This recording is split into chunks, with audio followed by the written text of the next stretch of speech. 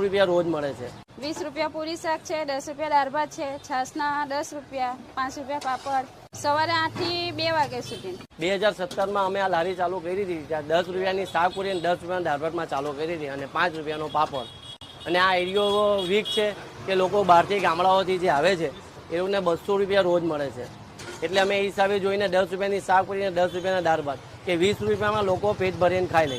અને અમે આ જે ધંધો કરીએ છીએ એમાં અમારું ઘર પણ ચાલે છે અને અમારી સેવાઓ બી કરીએ છીએ। શાક અમારે રોજ બટાકાનું તો એમાં રોજ કઠોળ બદલાઈ જાય। અચ્છા, આ સેવ ટામેટા અને વેગન બટાકા ચોરીનું શાક છે, મિક્સ શાક છે। એક્સ્ટ્રા શાક જોતું હોય તો એનો કોઈ ચાર્જ નહીં, પાછો આપીએ છીએ શાક અમે। પાછું આપો, કોઈ 3 વખત 4 વખત જેટલી વખત માંગો એટલી વખત આપીએ।